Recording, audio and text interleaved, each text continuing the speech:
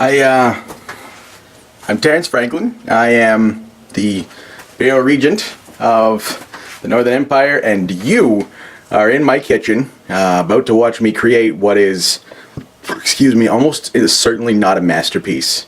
And by that I mean, I hadn't realized, I hadn't really realized, oh my, that's not going to work out either.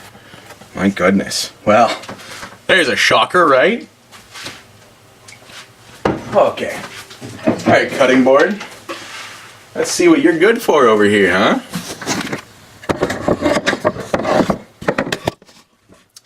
That's right. The most use a cutting board is in my kitchen is as a stand for my camera. Speaking of a stand for my camera, I own a stand for my camera. It was a very thoughtful gift from my friend for Christmas. I've lost it. Or misplaced it anyway, somewhere in my house. This means that it's going to be a little more difficult to move it around and that sort of thing. The shots obviously are going to have to change in that respect. But it's really bringing one thing home to me. And, I had thought to myself that, well, this is going to be a fairly manageable project. I'm going to be able to, run people through what I'm doing and why, at the very least, and record myself, and then I'll be able to put it all up, and people will be able to see the work I do. I hadn't really counted on the preparation I was going to want to make for the preparation, as it were, making sure my camera stand was there, all of my food was together, that sort of thing, and it really drives home that one of my weaknesses really is preparation. And while this is, maybe a series about doing my best to pick up certain habits, it means that to, try to make sure I do something, I'm going to have to do a lot of improvising. Because if I have any kind of specialty, it's improvisation. That's not to say that this first dish is going to be improvised at all, because it was going to be the first dish I started with for this week. I arrogantly assumed that because, I could cook, that meant I would cook. So, let me list off some of the basic ingredients that you're going to need to succeed in creating an even half decent, and I mean passing, cooking ground qualification. Food, and the ability to cook that food. By this I mean you need to render this food edible. If it's not, you have already committed an egregious error. This is going to sound fairly difficult to a lot of people who don't do a lot of cooking, but that's why the first dish is so incredibly easy as long as you have the right tools. That means we're going to be concentrating first on a slow cooker recipe that I'm pretty comfortable with making even on, the days where I'm feeling my absolute laziest. I can still get up hungover at, 9 or 10 in the morning and throw it all together. But to do that, I need to be able to throw that in a pan. I'm wandering around my apartment, looking inside all these nooks and crannies, so I can find the cans of stuff that I purchased. It looks like I probably have most of them. Not all, of course, but most. Alright. That said, a slow cooker recipe, like I said, requires a slow cooker. And if you don't already own one, it can be fairly difficult to, just sort of obtain one, especially in the spur of the moment. Let's say, for some reason, you have decided that since you have just turned 18, you are going to run for Ducal Champion. You want to get your crown quals all in a row. But you have grown up absolutely destitute, and so you possess nothing but the absolute basics that are usually provided with an apartment. There are 3 options here. 1, you can probably borrow a crock pot from me, if you know me personally and live in the same town. This is because I'm fairly certain I own 3. 2, if for some reason you don't live in the same town as me, and why wouldn't you, you can maybe go somewhere like Value Village and purchase one. I actually have no idea how much they cost, like normally, because I don't purchase anything normally if I can help it. But I mean, I've gone to Value Village and gotten one for $5, but then you have to, you know, spend another couple dollars in the Dollarama nearby to get bleach, make sure it's washed out, that sort of thing. Looks like I've got at least most of what I want. Over here, we have the beginnings, anyway, of a chili. Except for the water. The water's there, so I can drink the water. We've got a couple of jars of medium salsa. Now, the medium salsa part can be skipped, and let's face it, you know, there are plenty of people who are going to appreciate if you make it fresh, that sort of thing. As a result, we're also ensuring that we have whole and diced tomatoes. Now, the whole ones are important because you're going to smash them up, and it's going to add a little thickness to the whole thing, plus a little bit of chewability. The diced ones are there for the flavor, for the acidity, and probably just to fuck with things in general. I'm going to bleep that out because I want to keep this PG-13. Fuck. Ha. Bleep that out too. Alright. The third item here, you'll notice, are dark red kidney beans. Now, unlike, you know, tomatoes, which you can buy whole and then chop up, and then salsa usually has green peppers in it, which is actually why we're skipping ahead to the salsa here. It would be fairly difficult for you to procure dark red kidney beans any other way than at the grocery store. And that's fine. You know, if you want to get canned beans, 100% go with it, because I actually don't know another way to get beans. Excuse me. Additionally, I have purchased $12 worth of medium ground beef. Now, this one is important. You are going to want medium ground beef, as any lean or anything like that is not going to have the same thickness and saltiness that the medium is going to give you. And I assure you, it is definitely worth it, although it is a little bit greasy. Alright, what am I forgetting here? There are plenty of other things that you can add, should you be so inclined. Me, I like my foods fairly hot. As a result, I got hot pepper sauce. We're going to throw that in there as well. Excuse me. Now, I am actually currently lacking one very important ingredient here, and that's the crock pot. So, if you'll excuse me so I don't have to use too much footage, back in a moment. Okay, so I'm back, although it did take me a little longer than I wanted to. Well, than I meant to. I looked again for that portable stand, which is still nowhere to be found. So that's exciting. But I mean, you know, there are still options. It's just that all of the options that we have are terrible. That said, what we're going to do now, what I'm going to do now anyway, is I'm going to grab a can opener. I'm going to open all of these cans and various food items. Probably actually going to take off my jacket. Yeah. Turns out that dressing fancy to cook was a bad idea, and I never ever should have done it. Except I was already kind of dressed fancy. You know, funerals, that kind of thing. Hey, you want to hear a good dead person joke? What did the zombie say to the skeleton? You're grounded. What did the skeleton say to the zombie? I don't even have skin. Not very funny. What we're going to do here is ideally actually find a can opener, as opposed to what is occurring, which is me looking aimlessly for a can opener. At this point, I'm just sort of meandering and hoping that a can opener appears. Because, quite fucking frankly... Alright. So really, again, what I can tell you pretty comfortably, at least from my current frustration / irritation and, you know, inevitable failure, is this. Preparation can be very helpful.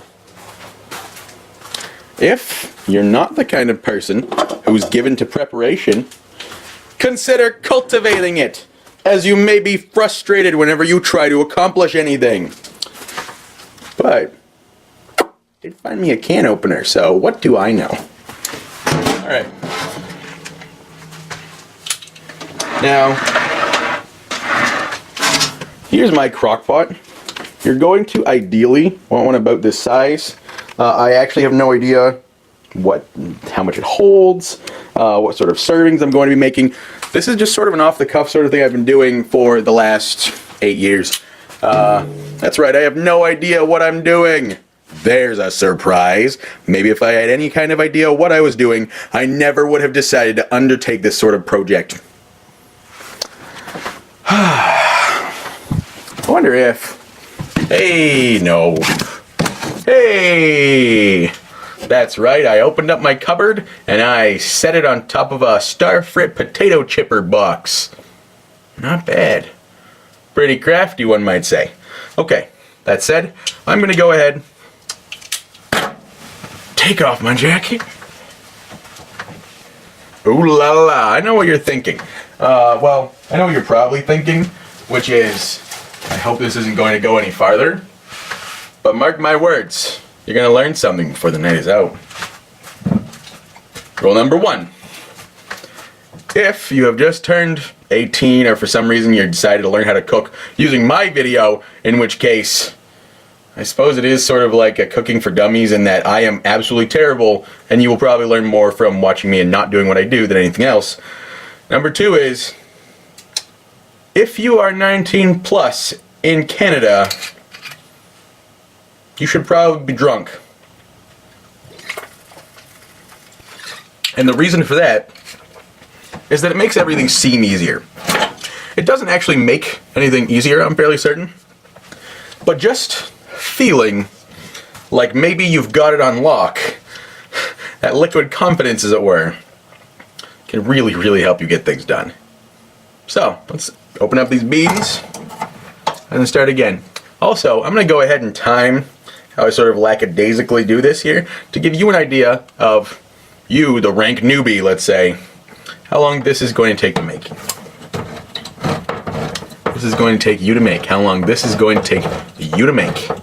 I wish I were in jail. Like, I feel like I should be in word jail, which is a concept that I feel like I might have come up with years ago, but I read about most recently on Penny Arcade and obviously was quite enamored of. There's 1 can of big red beans into the crock pot. You don't want to drain them first because the thick bean juice, A, I am told, is fairly good for you, B, isn't bad for you, and C, helps the overall thickness of the chili.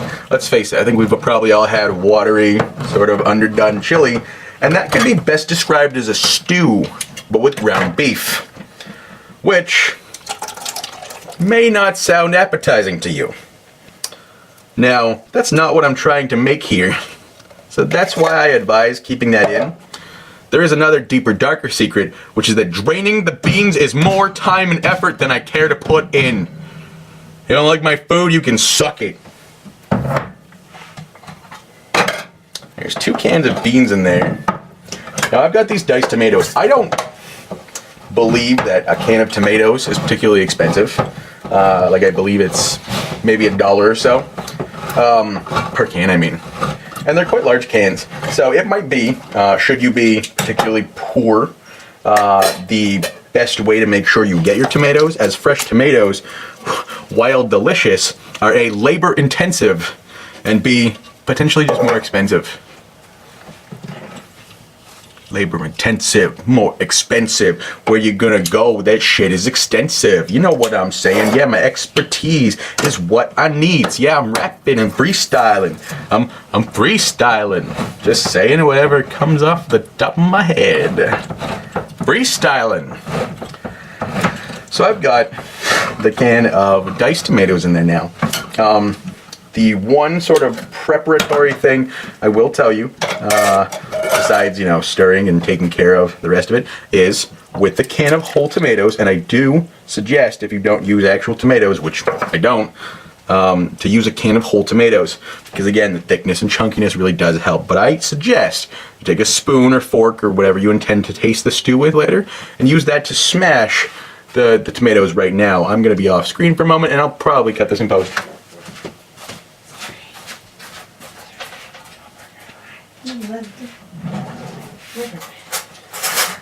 I'm just going to cut myself a bunch of cheese. Yeah, go for it.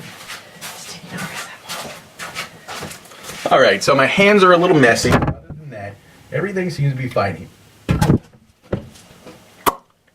Thoughtlessly, inadvertently close the cupboard. Terrence Franklin, in charge of everything. Definitely a success. Now.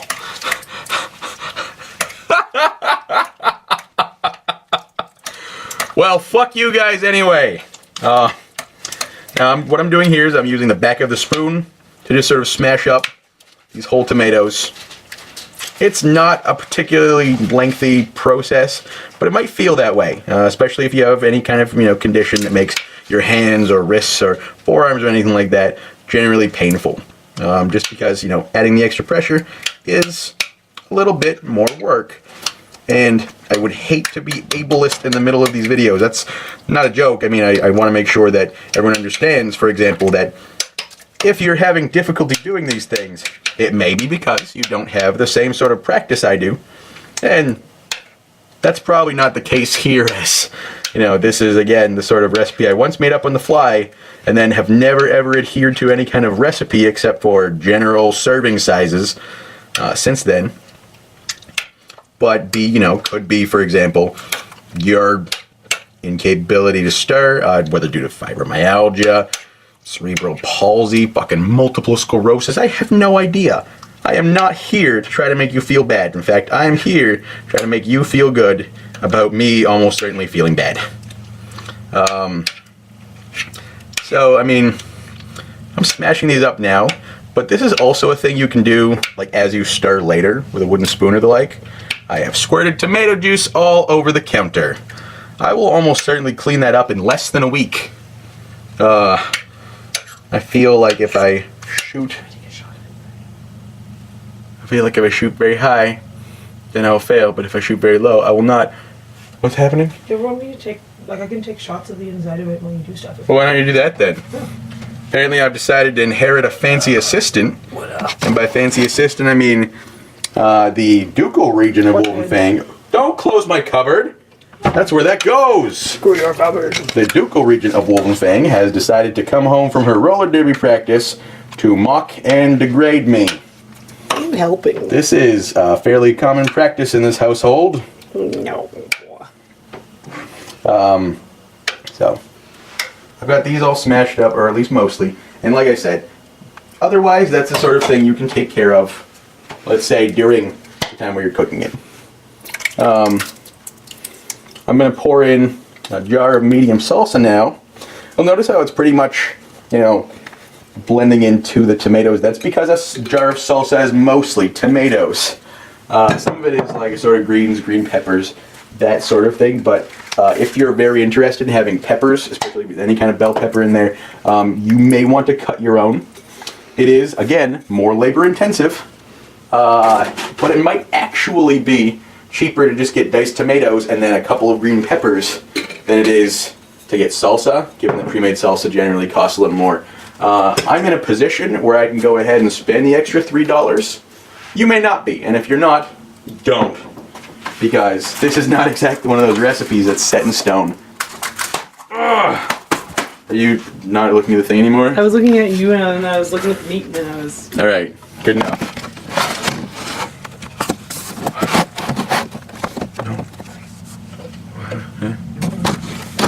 Alright, now, despite all these distractions and other things that we've gone through here, I'm going to roll up my sleeves and I'm going to throw in the beef. Now, again, I cannot stress enough. If there is anything else about this recipe that is non-negotiable, it is the beef. If you want a good chili, you use medium ground beef. If you want a merely tolerable chili, I'm sure you can manage something with a lean ground beef, but I wouldn't advise it. That said, I mean, there are some people who are going to be watching these videos, as I originally envisioned them, you know, to go ahead and say, wow, if even Terrence, who is not very good at cooking, can at least pass crown quals, or they're like, maybe I can do that sort of thing too. And you know, while this may not be the kind of food stuff that earns you the praise of everyone around or wins you Olympiad and the like, people are going to enjoy it. Now, if you are, say, new to cooking and you've decided, you know who else probably isn't a very good cook that I know? Terrence Franklin, Imperial Regent of the Northern Empire. You can go ahead and watch this and say, wow, this doesn't seem like it's really a lot of work. Sam, can you come here for a moment? I want people to see what I'm doing to, again, point out that I'm, A, terrible at everything, but B, you know, making sure that everything sort of goes together with my hands, which are clean, before you cook that up. And this is really the most work you're ever going to have to do. If you look at the ground beef that we have here, you'll notice that I've used maybe 3/4 of it. We will probably throw in more later as the water in there boils off, because this is about a 6-hour process. And so you're going to want to replace the water that you lose with the boiled fat from the ground beef. Now, I'm just about set up here, despite my terrible goopy hands. The one thing I'm going to add, again,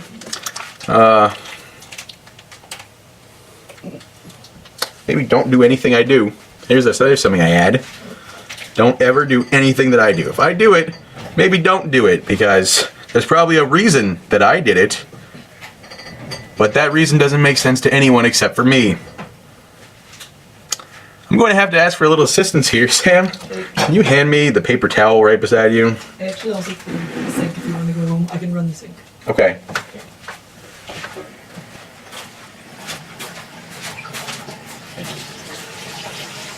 I'll get back to you, so.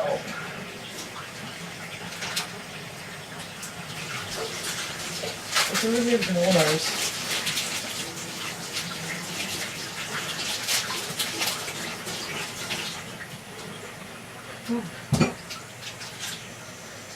Today you forgot you had a weird granola bars? Yeah, they're like 2 The bucks. fruit and nuts? Yeah, You should have one. I'm eating one right now. Fruits and nuts, so they probably got good protein. Can I say that, Tom? Yeah, why? But I wanted to play, but I want to know if it was okay. I was just going to play when I turn this on, but can I finish my mission? Yeah, totally. Cool. Let us just... Okay, so going through all of that, despite, you know, the distractions and whatever, it looks like we probably spent maybe 10 minutes or so actually throwing in all of the ingredients. And even now, I think, and maybe this is just my preference for a good chili, but I think that this looks pretty good. Obviously this is something we're going to cook up together, but the fact of the matter is, pretty legitimate. I'm going to add 3 dashes of this hot sauce, and I'm probably going to continue to season it to taste. We'll talk about that later, but in the meantime, it's taken me less than 15 minutes to put that together. Not bad. So, it's about an hour into cooking this chili, and right now what I'm doing is using the wooden spoon. Here.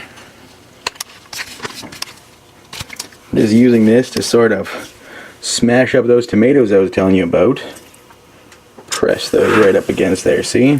Alright, that's a pretty thick and hearty chili. This is actually the first time as well that I've started in, you know, an hour, despite the fact that I turned it on high, you'll notice. This is because, you know, a slow cooker is exactly that. It cooks things fairly slowly, and that means that A, you're pretty unlikely to burn things if you leave it inattentively while you're, say, working on a bunch of other stuff, and that it is so little attention that you have to pay to it that, well, frankly, it's just a godsend to people like me. look at this. Maybe 12 hours after we initially managed to get it all started, here is this piping hot chili, entirely finished, safe to eat, and almost certainly delicious. How much labor did I put in?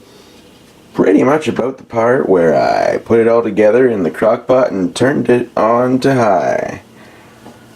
Do that for a couple of hours. Make sure you turn it on to low for a couple of hours after that, stirring about once an hour. And bam, you got chili. Now let's see what else I can screw up. So, how would you feel about, judging this in a Crown Qualifications? What kind of rating would you give to this and why, given that you know the recipe consists of, a couple jars of salsa, some canned things, and some ground beef?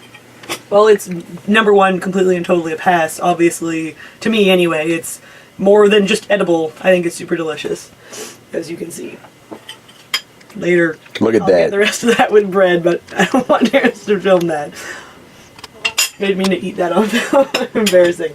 I actually think that it's a good balance of meat to veggie, and it's not so meaty that it gets too filling. Like it's got a good consistency, which is important, I think. So what sort of rating would you give it? I'm thinking about it. I personally would probably give it